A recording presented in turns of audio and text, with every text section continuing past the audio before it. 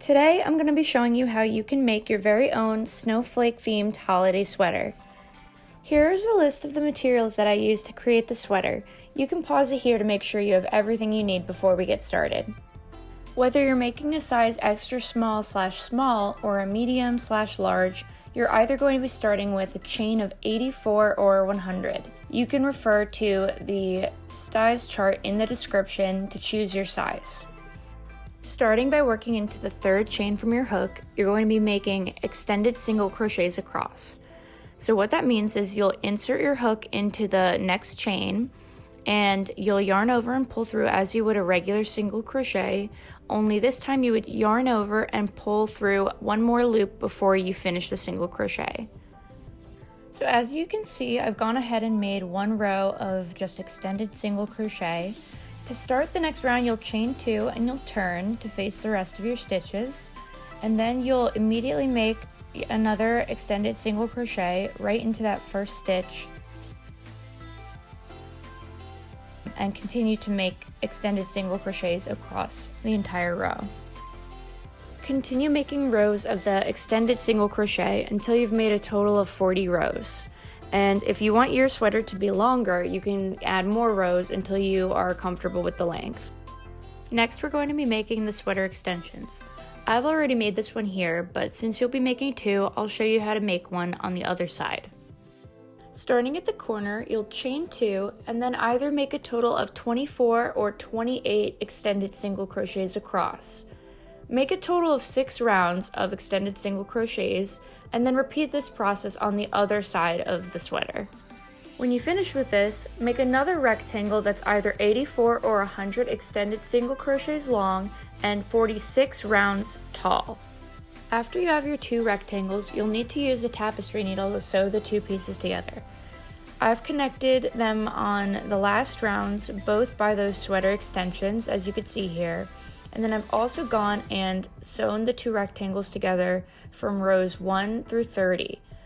So as you can see, they're fully connected, and then there's a little opening which we can use to make the sleeves. So go ahead and sew these pieces together. Here's what a finished sleeve will look like, and I'm going to now show you how you can make both sleeves working directly onto the armholes you've just created. So you'll start by slip stitching into the point at which you connected both of the rectangles on the sleeve hole, and then you'll chain 2 and you'll make an extended single crochet right into that same space. And then you're just going to want to work into the edges of the sleeve hole, doing your best to estimate where the stitches should go, making several extended single crochets until you have about 34 extended single crochets. When you reach your first stitch, feel free to add a stitch marker here. And now you're just going to want to make 10 total rounds of this extended single crochet with 34 stitches in each round, working in one continuous round with no turning involved.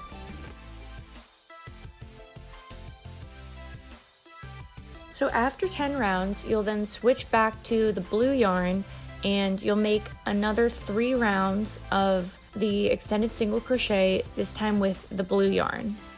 And here you can see I'm actually crocheting directly over my ends that I've cut, and I don't know if that's something that everyone does or if that's just something I like to do, but I certainly think if you want to save yourself time after from weaving those all in, you can do what I'm doing and just crochet directly over them here. And after you've made the 3 rounds of the blue, you can go ahead and switch back to the gray and make a total of 20 rounds of 34 extended single crochets. You can also feel free to reattach your stitch marker here.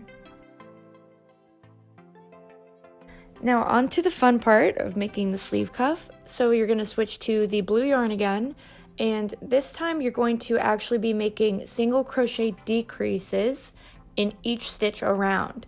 So you'll go from having 34 stitches to a total of 17 stitches when you reach your first single crochet decrease. So you're going to make that single crochet decrease in each stitch around. Slip stitch into your first blue single crochet and then make a chain of 7.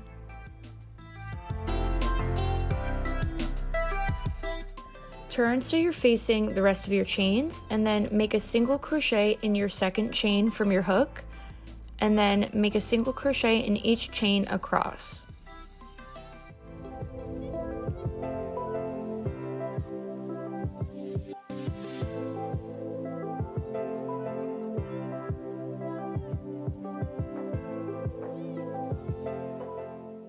Then slip stitch right into that next single crochet on the sleeve, and then slip stitch into one more of those single crochets, and then turn so you're facing that little chunk of single crochets, and single crochet into the back loops of each of the stitches across. You should have a total of 6 single crochets because your initial chain 7 had a chain which counted as a single crochet.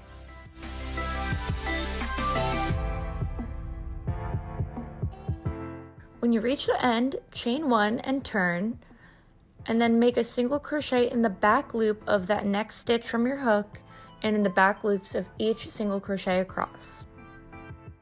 When you reach the end, slip stitch into the closest stitch on the sleeve and then slip stitch once more into a stitch on the sleeve. Continue this process of adding rows of single crocheting in the back loops until you reach your very first row of single crochets, going around the entire sleeve. Line up your first and last rows of single crochet, and you can go ahead and slip stitch through both of these rounds to join them together. When you reach the end, you can fasten off and weave in your ends. Repeat the entire process for the sleeve on the other side's armhole.